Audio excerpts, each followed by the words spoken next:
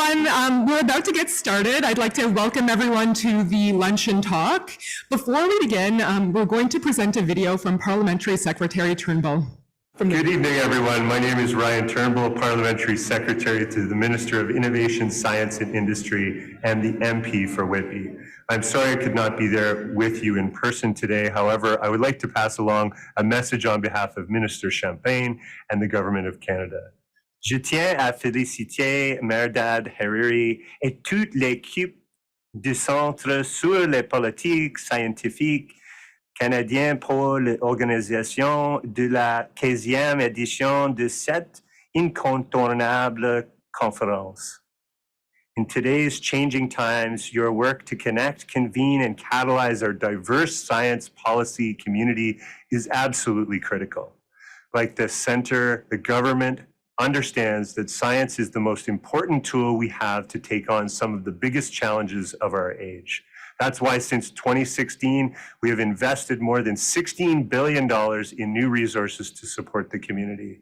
And to ensure that funding is put to its best use, we commissioned a panel of independent experts to review the structure and governance of our research support. We are currently reviewing the panel's advice and carefully assessing the best path forward to strengthen the federal research support system. We have also launched the Digital Research Infrastructure Strategy, the Pan-Canadian Artificial Intelligence Strategy, and the National Quantum Strategy, and we are developing the Canadian Genomic Strategy in order to make the most of our international strength in these cutting-edge fields. These strategies are enabling us to work with like-minded partners to bring Canadian strength and perspective to these technologies, while also training, retaining, and attracting top research talent from Canada and around the world. Indeed, the Government of Canada is committed to tackling global challenges with our international partners. We see big wins for Canadian science in the areas of clean technologies and energy, biomanufacturing to deal with future health emergencies, and of course, emerging technologies. We are also tackling areas such as research security with our trusted partners, given the evolving geopolitical context. Now more than ever, this is a priority for our government. All of which is to say, it's a very exciting time to be working at the intersection of science and policy. The diverse discussions and conversations that are taking place at this event are critical to Canada's ongoing and future successes. And so on behalf of the Government of Canada, I would like to thank all of you for being here and for your commitment to the work ahead. Soyez assurés que nous sommes là pour vous et que nous continuerons de vous soutenir. Thank you. Merci.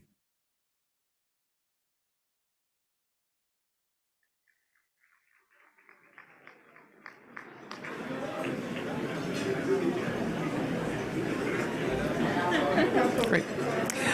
Now I would like to welcome Associate Deputy Minister Francis Bilodeau to the stage. Well, I'll start by saying what a great privilege it is to be talking to all of you. Also, as I was just telling some of my teammates last time, I think it was at this conference that I was talking in this exact location, there was a complete blackout in the middle of my speech, which I tried not to take too personally, so we're going to hope for better luck this time. As you've heard, my name is Francis Bilodeau. I'm the Associate Deputy Minister at the Department of Innovation, Science and Economic Development. Dans mon ministère, une de nos tâches principales est d'améliorer le rendement du Canada en matière d'innovation et puis de bâtir une économie du savoir dans toutes les régions du Canada. Puis à cette fin, nous soutenons la recherche, le milieu universitaire, la commercialisation de la recherche scientifique sous forme de produits qui créent de la valeur au marché et au sein de la société. This is all why we're here, to create value for Canada and for the world, and you guys are all at the leading edge of that. This year's theme is Science and Innovation in a Time of Transformation. It really is a fitting topic, and Canada is at the leading edge of a number of disruptive technologies. It is, I think, a major time of disruption, both in terms of geopolitics and in terms of technology. And the leadership of the people in this room and the conversations we're having at the intersections of science, policy, of business, and across disciplines is what will allow us to thrive. In terms of the topics, I'd like to touch particularly on three, namely artificial intelligence, quantum, and biomanufacturing. I'm going to start with artificial intelligence, and wow, is it ever topical these days. I don't know if people have been following what's happening with the UK conference, a number of the international dialogues, but this is sort of burning at the forefront of thoughts of a lot of decision makers. À travers le monde, des milliards sont dépensés chaque année pour la recherche en développement en matière de l'intelligence artificielle, alors que de plus en plus d'applications de l'IA sont mises en ligne dans presque tous les secteurs commerciaux et industriels. Le Canada est bien placé pour demeurer un chef de file dans le domaine de l'IA. We actually, as a country, consistently place among world leaders on international rankings, whether that's the Stanford Global AI Vibrancy Index, the Tortoise Global AI Index. We are often at the top. In addition, and I saw some of this firsthand last week as I was in Mila in Montreal, we have an amazing talent pool in AI. It's recognized internationally. According to Marco Polo's Global AI Talent Tracker, we have the third largest pool of top-tier AI researchers of any country, and we're home to 10% of the most elite AI researchers, second only to the US. It's a huge potential advantage for Canada. It's an advantage which I think we need to seize, but we need to be purposeful in how we think about seizing the current moment and the opportunity we have. Because all this didn't actually come along by chance. Canada's strength in AI emerged over several decades, primarily through sustained investments in fundamental research at Canadian universities. And a good chunk of that was supported by Canada's federal granting agencies. Canada was also the first country in the world to launch a funded national AI strategy. Par l'entremise d'un réseau de partenaires dans les 4 coins du pays, la stratégie pan-canadienne en matière d'intelligence artificielle nous aide à maintenir une position concurrentielle à l'échelle internationale et dans le secteur de la recherche sur l'IA, à attirer et à retenir les meilleurs talents en matière d'IA et à faire progresser les normes relatives à l'intelligence artificielle. Et surtout, à soutenir la commercialisation et l'adoption des technologies d'IA. Despite our very, very great strength in research AI, Canada actually lags in terms of AI adoption across our spectrum of businesses. And if we're going to be competitive into the future, that's something we really need to think about. And we each have a role to play in this. Le gouvernement du Canada a également investi et fait des investissements ciblés dans les petites et les grandes entreprises, y compris des investissements majeurs par l'entremise des grappes d'innovation mondiale. At the same time, we have a collective duty as industries and governments to look not only at the potential and vast benefits of AI, but also at the risks and harms that could result from AI technologies. And a large, as I mentioned, global conversation around that just happened at the UK summit, and that's a conversation that will continue to happen internationally and that needs to happen here. Our responsibility extends to laying frameworks necessary to ensure we can build trust in new technologies, which fuels adoption and innovation, and places further emphasis on confronting and mitigating harms. Aujourd'hui, le déploiement à grande échelle du système d'IA générative ne fait qu'intensifier les discussions à propos du développement et de l'utilisation responsable de l'intelligence artificielle.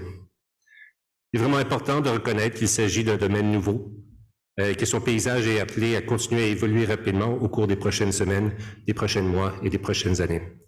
That is a challenge for us as a group, for policymakers, for scientists, for business. A rapidly evolving landscape means we need to continue to dialogue amongst each other so that we're ready to both benefit and face the potential harms of AI.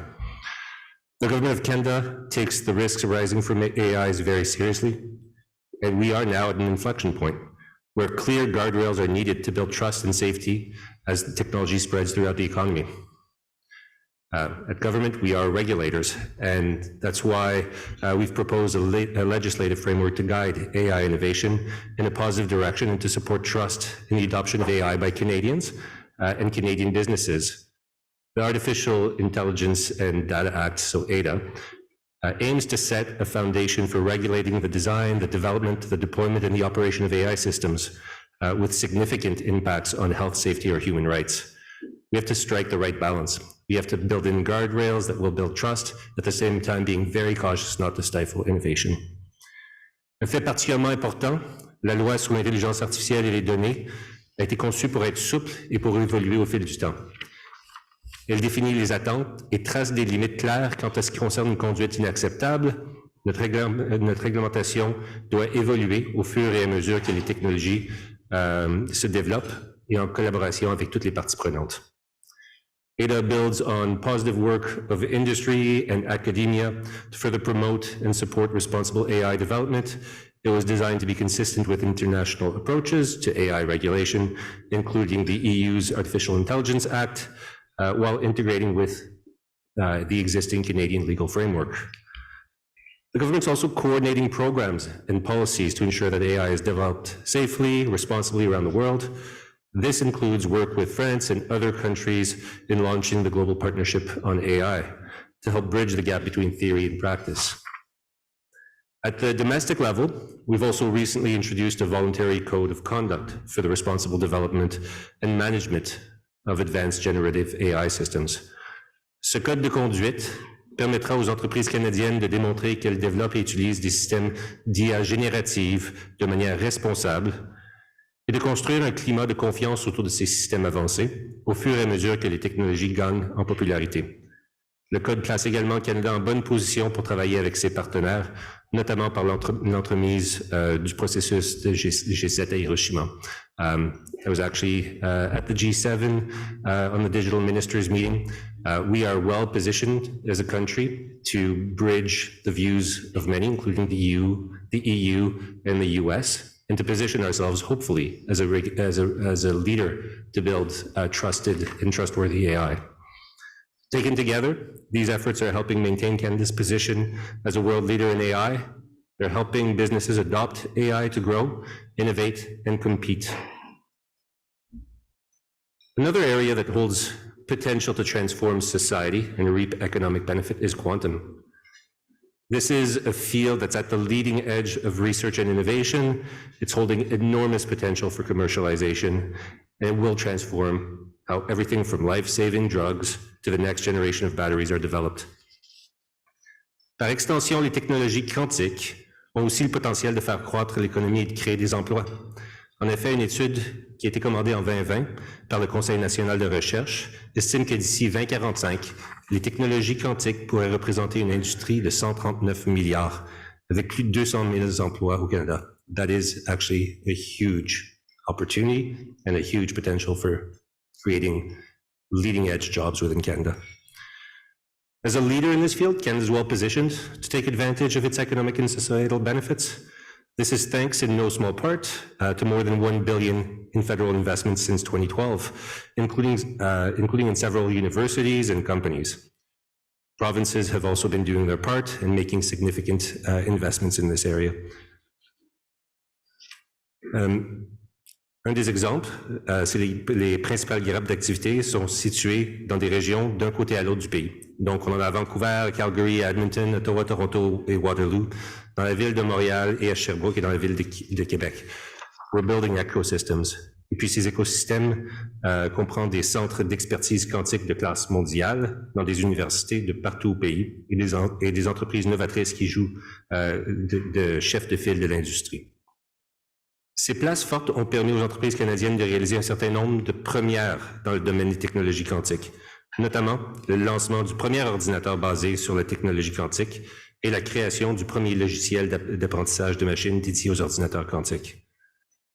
To further capitalize on our competitive strength, the Government of Canada launched the National Quantum Strategy back in January 2023. It's backed by $360 million in new funding to support Canada's quantum sector and to solidify our leadership in this space.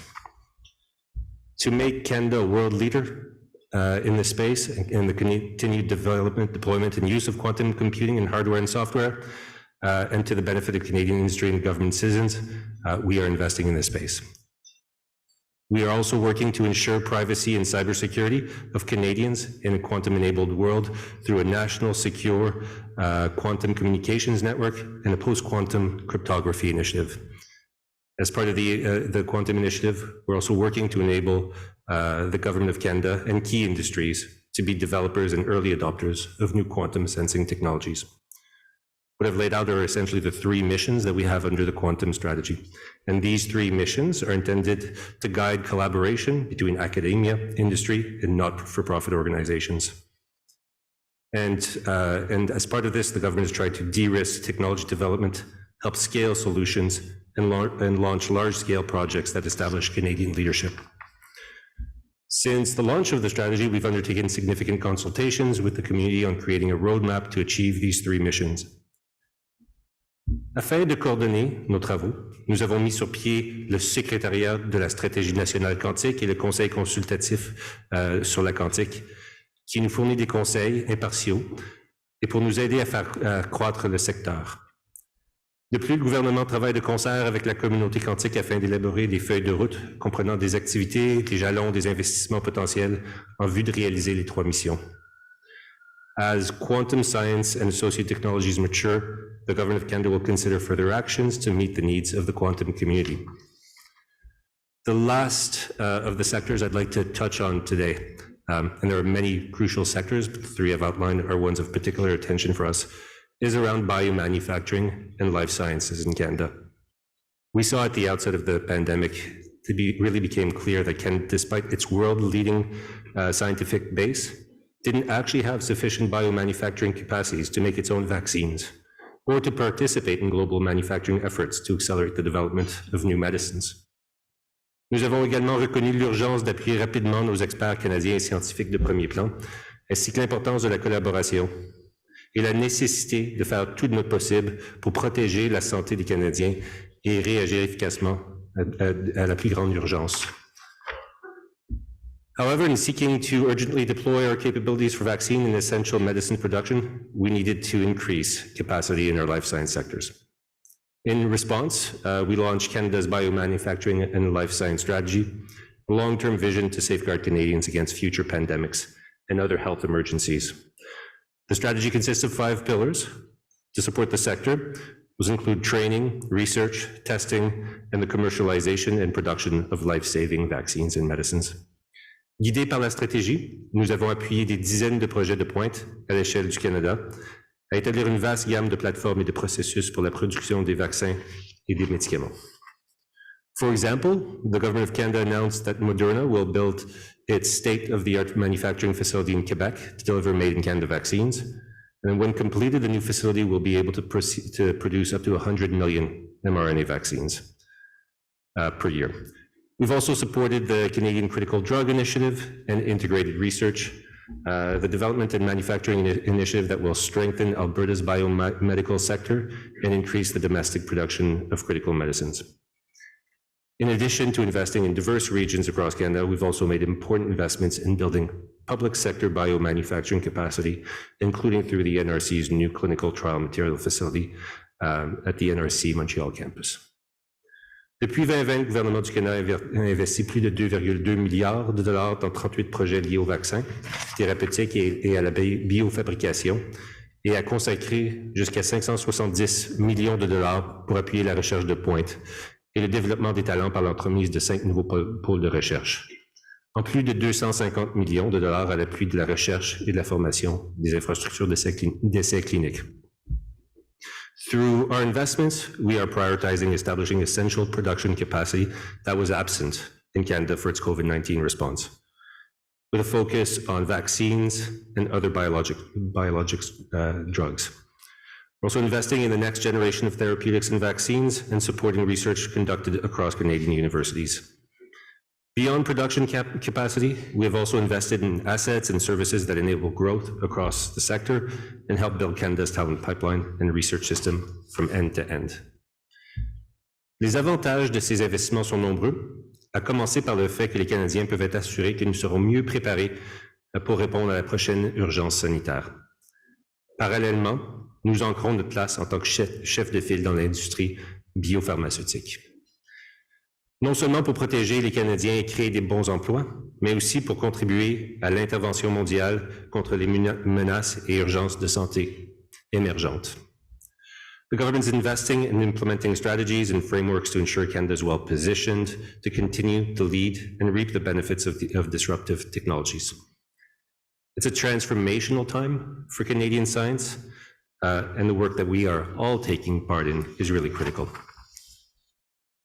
I know many of the topics I've covered today, or some of it at least, will be covered in tomorrow's session on Canada's life science and biomanufacturing sector. I hope many of you will be able to join. I don't think there has been a more crucial time in terms of working together to ensure that we are cross-pollinating and collaborating to make sure we get our policies right, to make sure that we have the focus and support for research and science apparatus, and to make sure that we are bringing business into the conversation. That's a collective challenge for us all, and I'm quite heartened to be here at this venue today to be able to discuss it. And please, don't be strangers to government. We are people, come talk to us. Exchange of ideas doesn't happen by just one person talking out to others. It has to be both ways. So I will encourage everybody to build the linkages, try and connect with people maybe you don't know within this own room to help build the fabric of our research ecosystem. And thank you for joining us today. Thanks.